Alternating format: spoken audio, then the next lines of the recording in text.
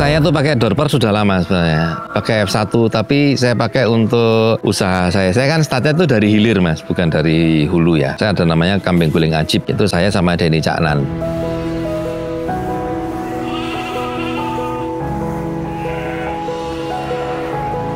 Ya itu komprehensif sih sebenarnya. Jadi kita kalau ngelihat pertumbuhan bagus itu satu genetik, yang kedua perlakuan itu bisa pakan, bisa suasana. Bagaimana membuat dia itu bahagia si ternak kita. Ini kan makhluk hidup Mas. Jadi kalau dia bahagia itu biasanya dia feedback ke kita bagus.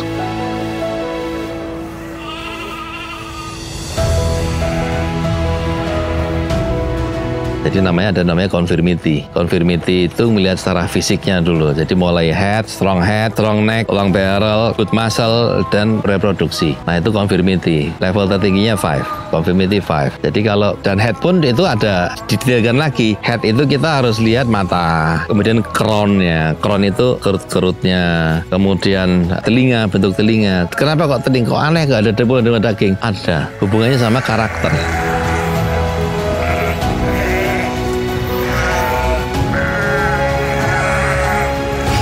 Secara manajemen kan kita teknologi ya, kita pakai teknologi. Kita ini semua masing-masing ada microchipnya. Di setiap domba yang ada ini ada microchipnya di belakang telinga. Jadi setiap domba ini ada database dia. Jadi ada pakai scanner, kita scan, di belakang telinganya ini ada microchipnya. Dia muncul tuh.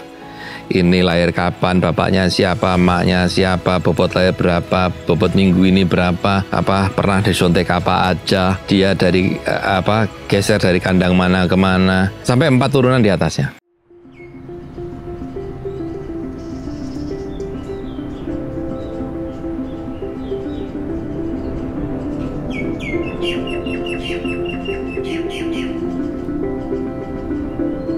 Bismillahirrahmanirrahim. Assalamualaikum warahmatullahi wabarakatuh. Saya Agwan Blitar, owner dari Dorper Prime Ranch Indonesia. Saya peternak domba Dorper di Indonesia. Kita ada 4 kandang. Kandang yang ini di Gandusari, kemudian ada lagi kandang di Serengat, kemudian di Jiwut, kandang pertama kita, kemudian di Maliran. Di masing-masing kandang ini beda-beda fungsi, beda-beda tugas klasternya sendiri-sendiri. Jadi kalau yang Gandusari ini khusus untuk pengembangan Dorper full blood yang kita cetak untuk breeding. Cuman kalau kita fokusnya ke Dorper ini kan termasuk baru ya di Indonesia. Dorper ini baru masuk 2018, itu pun juga belum hype ya, baru 2022 itu Dorper baru marak. Setelah itu saya akhir 2022 itu saya baru start Dorper. Sebelumnya campur-campur. Dorper itu kenapa kok booming di Indonesia? Ya memang karena Dorper ini yang pertama dia fitrahnya Dorper ini domba pedaging Mas. Domba pedaging unggul, sudah dikenal di seluruh dunia. Ada banyak riset itu mengunggulkan Dorper sebagai domba pedaging terbaik. Ada 5 terunggul, 5 tertinggi. Dorper itu tertinggi sebagai penghasil daging terbaik, baru jenis-jenis yang lain. Dan ini diakui. Dan karena Dorper ini salah satu jenis domba dari luar yang adaptasinya dia itu bagus, sehingga mudah berkembang di Indonesia. Dorper ini kan asalnya dari South Africa ya, dari Afrika Selatan, tapi dia berkembang bagus di negara-negara 4 musim, dia berkembang bagus di salju, bahkan di China itu di padang pasir. Mereka ternaknya masuk di Asia Tengah, masuk ke Australia, di Indonesia berkembang bagus karena adaptasinya dia bagus. Sehingga Dorper ini cepat merakyat dibandingkan jenis yang lain yang perlu adaptasi. Ada beberapa jenis domba dari luar itu yang tidak bisa beradaptasi. Dorper itu memang dia di-create untuk menjadi pedaging. Jadi dia keunggulannya adalah di satu pertumbuhan dagingnya, yang kedua kualitas dagingnya. Sangat berbeda sekali. Dorper ini ADG-nya atau pertumbuhan hariannya itu bisa 300 gram per hari untuk anakan ya. Untuk yang ini sampai umur 6 bulan itu. Artinya dia bisa sekitar 9 kilo per bulan pertumbuhannya. Sebenarnya karena memang untuk yang full blood apapun, kuda yang jenis bagus itu juga miliar, harganya mahal. Barang kalau bagus mahal, biasanya bagus. Tapi yang mahal belum tentu bagus.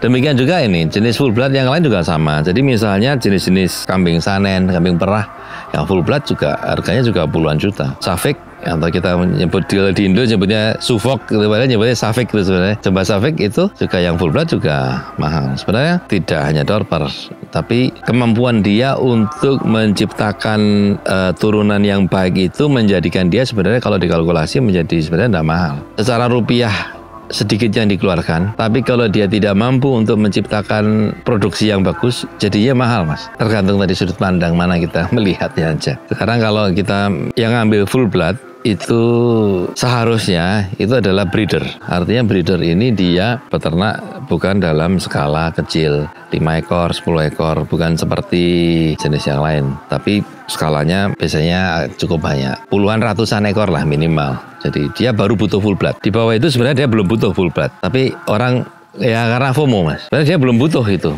Kemudian orang itu butuh full blood ketika populasi dia sudah, rasio populasi dia sudah cukup. Nah itu baru dia butuh full blood. Di luar itu sebenarnya belum butuh.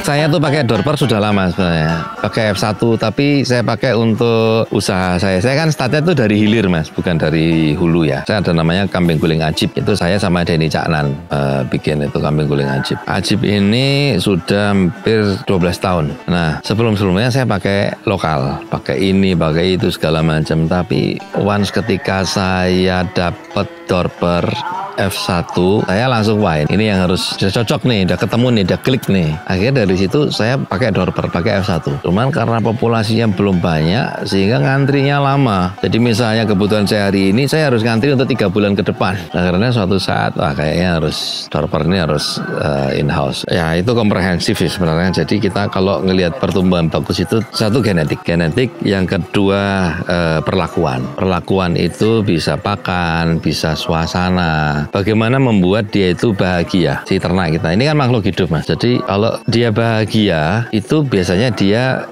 feedback ke kita bagus. Biasanya dia jarang sakit. Artinya cost untuk kesehatan kita lebih sedikit. Dia produksi susunya dia bagus kalau dia dairy. Produksi dagingnya dia bagus kalau dia itu untuk pedaging. Itu perlakuan dari pakan, dari kandang. Bagaimana membuat dia itu bahagia. Tapi yang lebih dari dasar itu adalah pondasinya, yaitu genetik. Saya analogikan seperti ayam ya, misalnya satu ayam KT, satunya ayam Bangkok. Beda nih toh. Dikasih ayam KT, dikasih pakan ayam Bangkok, dikasih pakan seawal ya tetap segitu ya. Ayam Bangkok dikasih pakan ayam KT dia juga jadi gede. Jadi faktor genetik itu penting. Genetik yang bagus itu ada kriterianya memang. Pedomannya namanya Breed Standard of Excellence. Itu ada kitab sucinya, ada sekolahnya dan harus disekolahi. Karena hanya mempelajari aja nggak akan cukup dan nggak akan paham kita. Harus sekolah itu. Sekolahnya di Australia dan sekolahnya bertingkat. Jadi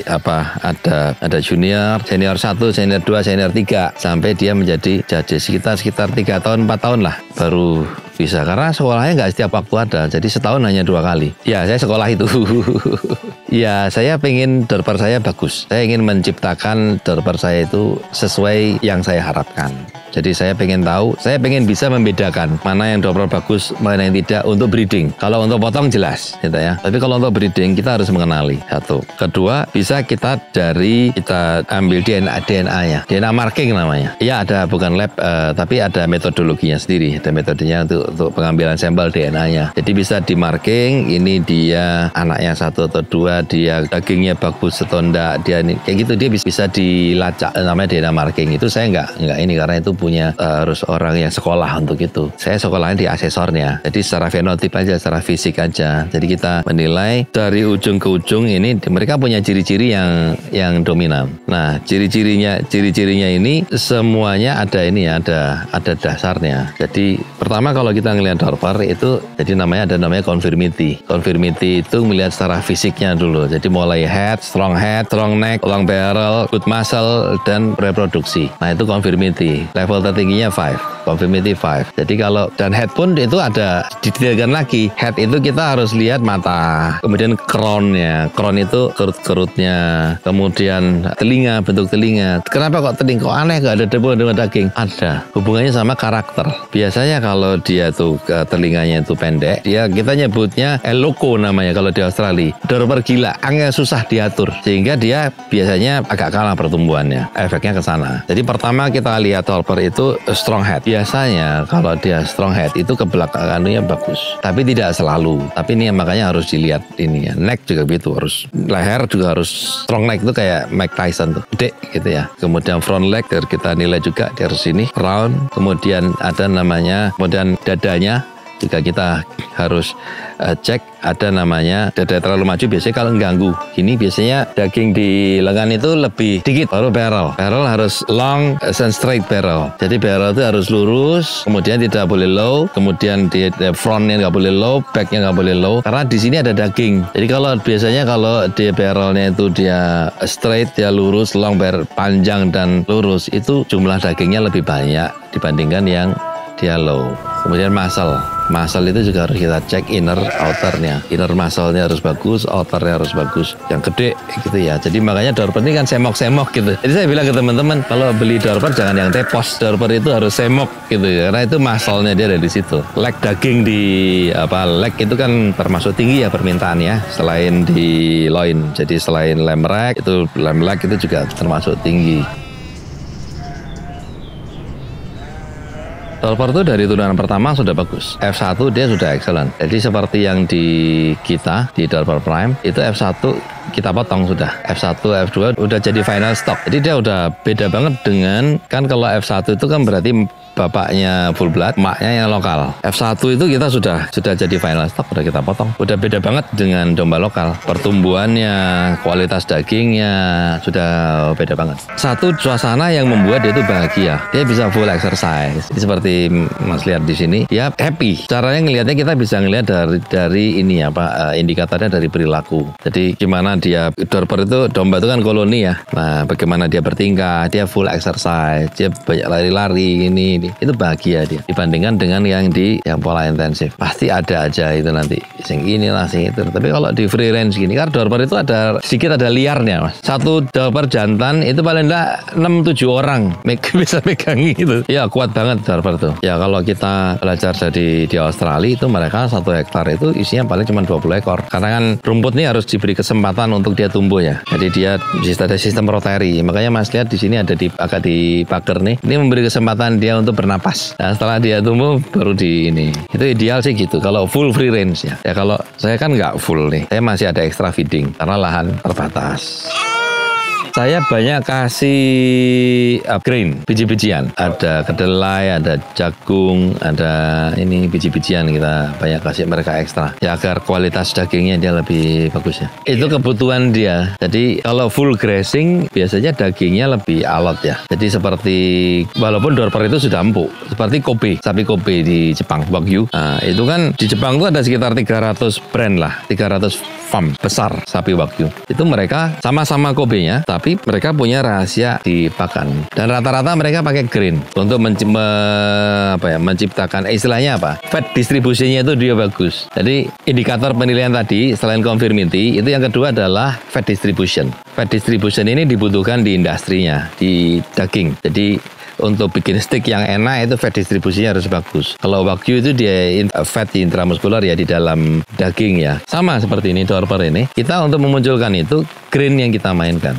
bukan grass. Grass itu untuk pertumbuhan. Tapi untuk sudah mendekati potong itu grain. Kalau di kita F1 itu 2 bulan sudah kita potong. 2 bulan sudah bobot 30 kilo. Sama kalau domba lokal umur 1 tahun, 2 bulan sudah kita potong. Tapi kita ada produk juga yang customer yang butuh size besar ya, leg betul besar itu ya di atas itu. Ada yang 4 bulan, ada yang ini. Tapi rata-rata maksimal di 5 bulan sudah kita potong. Maksimal itu sudah 5 bulan itu sudah bobot 60 kilo. Iya, yang kita potong kan bukan full bloodnya. Tapi full blood kita potong juga. Full blood itu kita yang full blood yang nggak breed standard itu saya potong. Ya karena memang ada marketnya juga yang dia mau kayak Wagyu sama. Itu kan juga ada kan Wagyu itu Wagyu full blood. Dia harganya beda. Wagyu yang F1, F2 dan seterusnya sampai F5, F4, F5. Nah, itu sama. Kita yang nggak masuk breed standard, ya kita sembelih juga.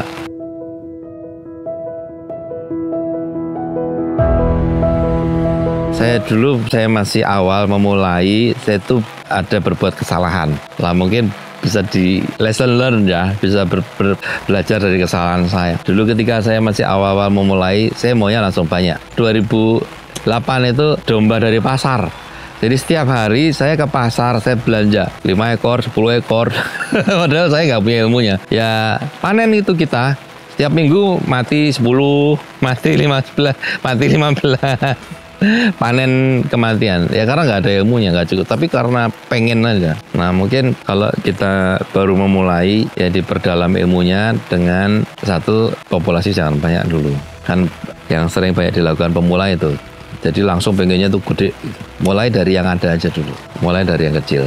Dulu saya modalnya berapa zaman itu domba, kambing ya bukan domba saya. Harga masih 150.000. Masih 200.000 satu ekor waktu itu ya. Nah, tapi nilai uang waktu itu ya. Kalau sekarang ya paling ya sekitar berapa? 500, 600. Kalau yang cembe-cembe gitu ya. Masih kelas pasar, masih itu. Jadi ya kita mulai dari modal nggak banyak. Tapi kan bergulir gitu. Jadi dari kecil dikit besar kan gitu. Fokus dan cinta. Jadi kita menjalankan semua ini harus dengan cinta. Kalau nggak ada cinta nggak bisa. Kita harus bisa mencintai apa yang kita kerjakan, kita menikmati. Jika nanti ya ketemu sendiri. Oh ternyata begini, oh gini. Ibaratnya kita bisa ngobrol sama mereka, baca karakter. Kayak tadi ya, kenapa itu mencret kayak gitu. Itu bisa dibaca dari karakter, dari perilaku. Jadi ketika dia menyendiri, diam, kepala ke bawah, kalau nggak pas makan, nah itu berarti ada yang nggak benar misalnya gitu. Kalau domba itu kan kepala ke atas. Jadi ketika dia menyendiri atau dia kepalanya turun ke bawah terus, nah ini mesti nggak sehat ya. Nah itu harus kita evakuasi, kita karantina. Satu, pakan harus bergizi, harus bagus, nutrisi harus tercukupi. Kemudian lingkungan, udara, air, kebahagiaannya dia tadi harus kita pastikan dia itu bahagia gitu. Kalau dia sedih, dia susah, kita tahu, kita bisa baca gitu. Dari perilaku. Ya. Tahu kita bisa membaca ekspresi. Terus kemudian domba itu kan koloni. Domba itu kan koloni. Beda sama kambing. Kalau kambing soliter. Koloni ketika dia tadi menyendiri, dia kelihatan dan domba itu pencemburu, Mas. Ya, ketika dia sudah punya pasangan gitu ya. Pasangannya didekati oleh cowok lain, oh dia protektif. Posesif ya, posesif. Kayak gitu. Nah, itu kita pelajari itu dari perilaku mereka, dan dari perilaku mereka kita tahu oh ini dari nutrisinya kurang ininya, ini kurang ini, pakannya kurang gini, dia kurang ini.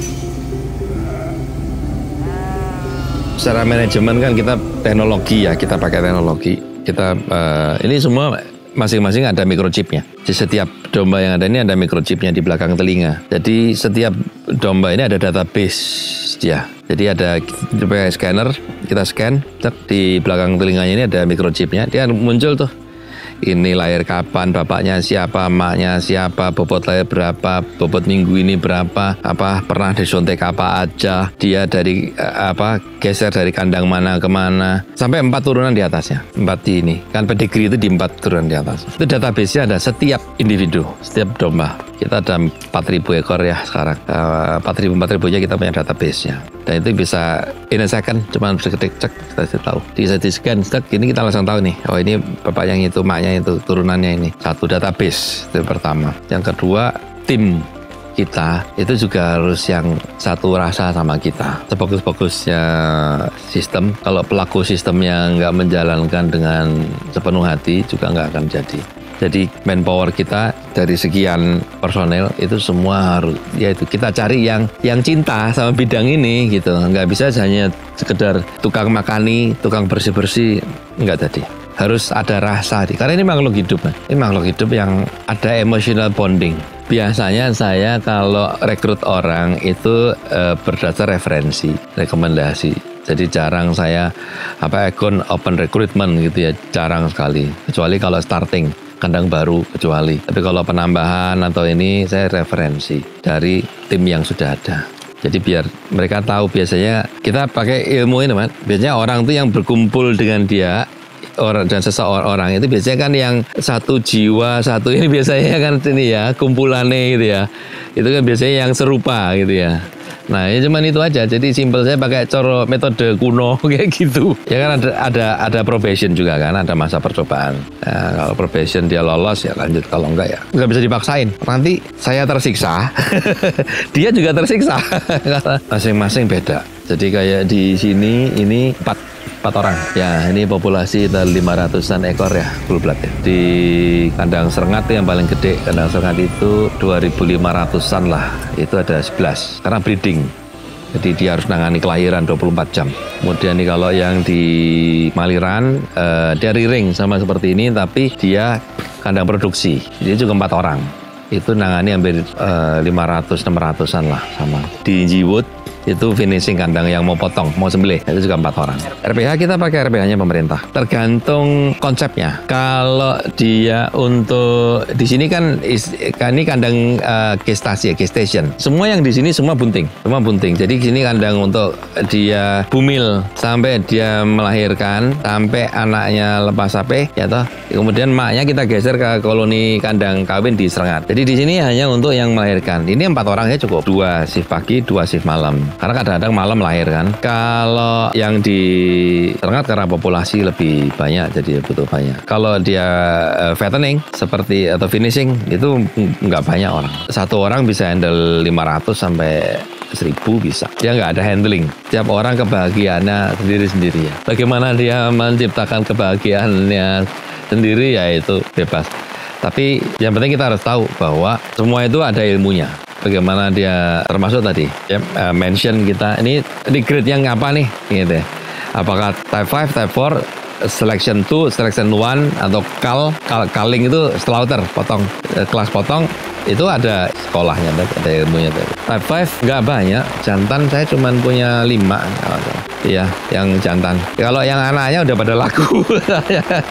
Lumayan banyak dulu kalau yang anakan kita yang type 5. Lumayan banyak. Tapi udah laku. Umur 2 bulan, 3 bulan udah dibeli orang. Udah ini, yang type 5. Dan ini uniknya Dorper, yang laku duluan biasanya malah yang paling mahal. Serius? Ya kalau anak saya type 5 itu ada yang 50 juta. Iya. Yang beli orang Kediri. Namanya dulu di sini dinamain monster ya. Memang dia spesial ya. Tapi rata-rata type 5 di kita ya 40-an lah. Yang dicari itu yang malah yang mahal. Yang type 5, type 4 aja orang ada type 5 nggak gitu.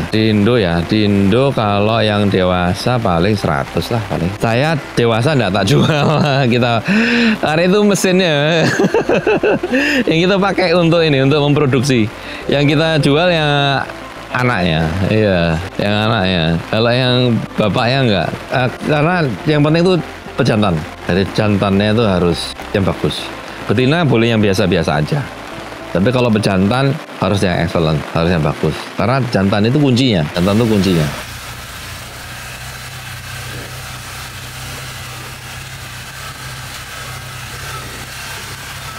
Apa ya, saya ini kan kawula relax Mas. Jadi ya kawula relax itu ya segini aja udah seneng saya tuh ngelihat Dorper makan, beranak pinak, performance bagus itu saya sudah senang, bahagia. Sesimpel itu. Memang dari kecil saya tuh suka ternak dari kecil. Iya, dari dulu zaman sekolah itu saya SMP itu setiap bolosnya di pasar ternak, pasar hewan. SMP, SMA itu bolosnya dulu di Blitar ini. Kuliah pun saya zaman kuliah nongkrong saya dulu pasarnya di Kota Lama ya dulu ya, sebelum pindah ke Mendit ya. Itu teman-teman saya bagul wedus, bagul sapi yang gitu. Di dunia perlombaan ya ini kita nggak berhenti riset, kita keep going. Riset kerjaan kita itu agar bisa berkembang dengan baik. Riset mau di on farm ya, maupun riset di produk hilirnya. Gimana kita bisa meng-create the best lamb in the world itu dari Indonesia. Sekarang masih dipegang New Zealand sih. New Zealand, bukan Australia, New Zealand terbaik. Itu saya udah ngerasain sendiri. Nah itu dan itu kita bisa. Satu genetik. Ya kita kembangkan genetik ini yang baik, yang bagus. Kita datangkan yang terbaik, yang bagus. Kita kelola di sini yang baik, yang bagus, dan juga manajemen on farmnya udah bagus. Untuk hilirnya juga kita sesuai dengan standar yang ada sehingga produk kita itu sesuai. Ya kita kalau mencintai profesi ini kan all out Mas. Enggak ini, kita all out ya, kita pagi, siang, malam itu nggak ada beban. Itu aja. Kalau kita mencintai apapun, gitu kan, kita cinta otomotif, kita cinta manusia lain, atau kita cinta, itu kan kita all out kan, kita kan, berarti kan di situ. Saya tuh berangkatnya dari hilir Mas, jadi start saya dari finish, dari hilir dari hilir baru saya tarik ke hulu, ya sehingga ya output itu kan kita bicara masalah output kan, berarti kan. Jadi kalau hilir beres, hulu sih bisa di drive apapun gitu, menyesuaikan. Jadi kita harus paham target marketnya dorper ini siapa, bagaimana kita mencapainya, bagaimana kita meraihnya, itu yang harus kita perdalam dan kita harus detail ya. Attention to details itu penting. Dorper ini bisa untuk high end, dia bisa masuk, Mas. Untuk steakhouse, dia bisa masuk. Jadi karena di steakhouse itu kan ada menu lamb chop. Nah itu dorper top banget di situ. Lamb rack top banget di situ. Steak, lamb steak. Terus kemudian menu-menu Mediterranean itu banyak pakai lamb. Nah, itu dorper itu bisa menjawab kebutuhannya itu. Even di low market, di pasar sate, gulai, di pasar low market itu dorper bisa menjawab. Karena apa? Ya dia 2 bulan udah sembelih. Ya berarti kan peternak kita kan dia HPP-nya rendah. Dia nggak harus pelihara sampai setahun. 2 bulan dia sudah cash flow dia udah bisa jalan, berputar. Dia udah ada pemasukan. Nggak harus nunggu setahun. Jadi tergantung kita. Kita mau masuk yang ke high end atau low end. Mau yang mana? Atau dua-duanya. Lama mampu ya silakan. Kita ada holding company, PT Dorper Agrotama Investa, holding company. Kita punya ada sister company, ada anak perusahaan juga. Jadi masing-masing ini ada perusahaan sendiri yang handle. Jadi kayak pemasaran, ada perusahaan sendiri kita yang nangani khusus pemasarannya. Untuk produksi, butchering, itu ada perusahaan sendiri kita yang ini. Farm on farm. Jadi masing-masing ada perusahaan sendiri yang nangani. Saya kalau mengcover semuanya, itu sih A sampai Z, pasti nggak akan details. Tapi kalau masing-masing tadi itu sudah ada bisnis yang menangani, dia pasti akan details banget mainnya. Nah ini kan bukan ini ya, tetap profit oriented kan, pastilah. Dan di masing-masing lini tadi harus profit semua. Itu kan katanya orang-orang yang modal besar. Yang penting itu tekad yang besar. Insya Allah ada jalan, semua ada solusinya. Problem itu bukan di modal, problemnya itu adalah dia itu petarung bukan, jiwanya itu. Dia kalau jiwanya pewarung, ya nggak bisa.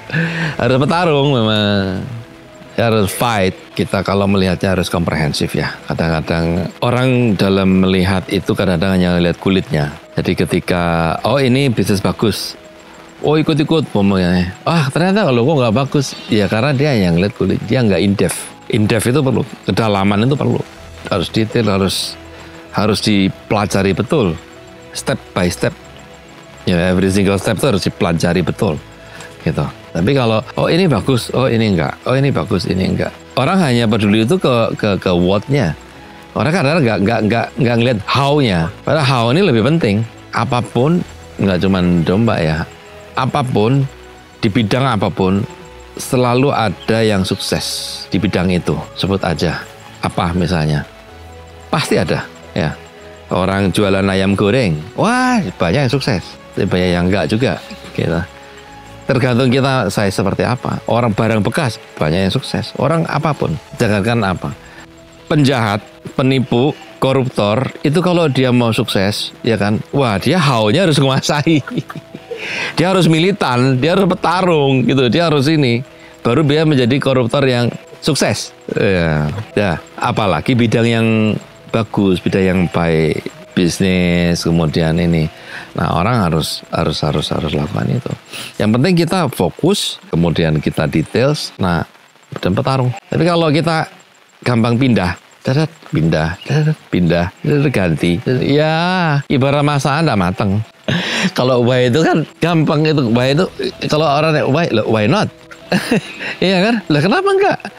Kamu kok ngejalanin ini sih? Lah, ya kenapa enggak? Bisa kok. Nah, kita ngelihat sekarang bosnya Facebook itu juga sekarang ternak, bosnya Google Bill Gates itu juga dia farming, Beckham farming, ya kan? Why not?